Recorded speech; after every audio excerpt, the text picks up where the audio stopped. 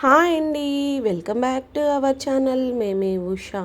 నేను ఈరోజు ఈ వీడియోలో ఎలా చేస్తే మనం అల్లం వెల్లుల్లి పేస్ట్ని కనీసం 2-3 మంత్స్ ఇప్పుడే దంచినట్లు ఫ్రెష్గా ఉంటుందో ఆ ప్రాసెస్ని, అలాగే ఎలా అల్లంని స్టోర్ చేసుకోవాలో, ఇలా స్టోర్ చేసి పెట్టుకుంటే కనీసం 6 మంత్స్ అయినా సరే మనకి అల్లం ఫ్రెష్గా ఉంటుందండి.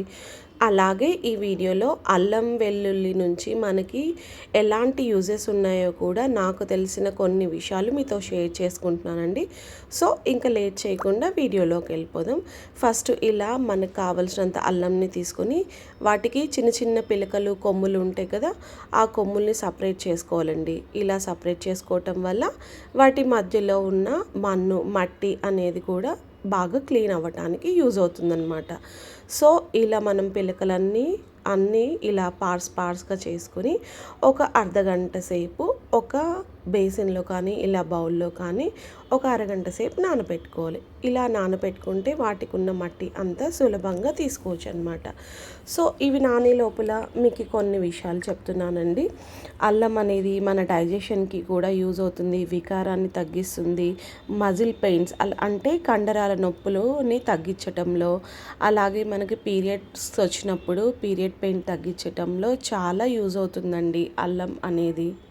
అలాగే కడుపు ఉబ్బరంగా ఉండటం, అలాగే పెద్దవాళ్ళు అంటుంటారు కదా వాయి నొప్పి అని చెప్పి, అలాంటి వాయి నొప్పి ఉన్నప్పుడు ఇలా అల్లం తీసుకుంటే ఆ వాయి నొప్పి కూడా తగ్గుతుందండి. అలాగే ఎక్కువగా మన ఆహార పదార్థాలలో మనం అల్లంని తీసుకోవటం వల్ల మన బ్లడ్లో ఉన్న షుగర్ కంటెంట్ని కూడా తగ్గించుకోవచ్చండి.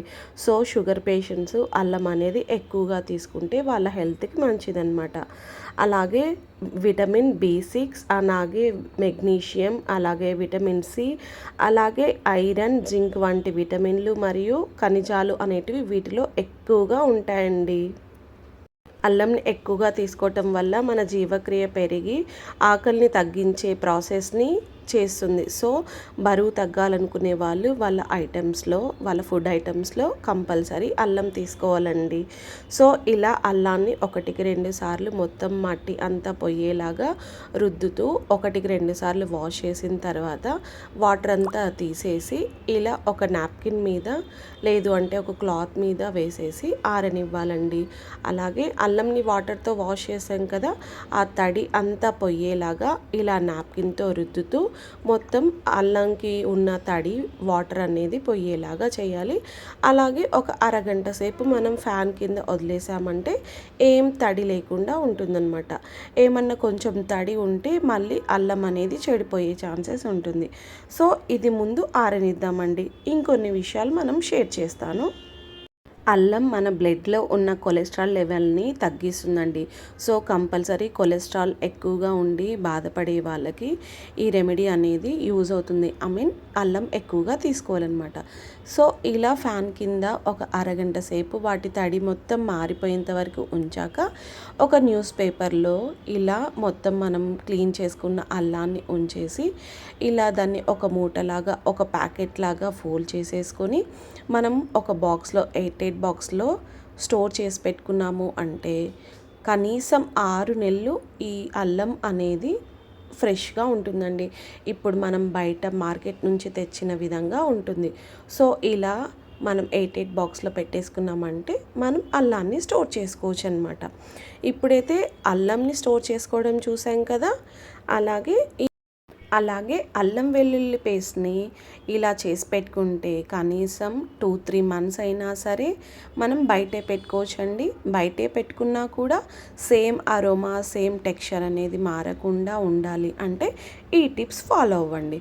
ఫస్ట్ అల్లాన్ని ఇలా చిన్న చిన్న పీసెస్ లాగా కట్ చేసుకొని ఉంచుకోవాలి. తర్వాత మనము వీటిని సమపాలల్లో తీసుకోవాలి. 1 కప్పు అల్లం అయితే 1 కప్పు వెల్లుల్లి అనమాట.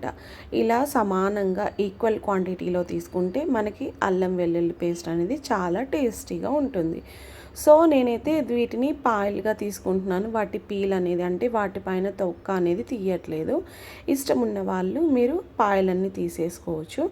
అలాగే దీంట్లోకి కొంచెం ఉప్పు అలాగే పసుపు వేసేసుకొని ఇలా కచ్చాపచ్చాగా లాగా గ్రైండ్ చేసుకోవాలి ఫస్ట్.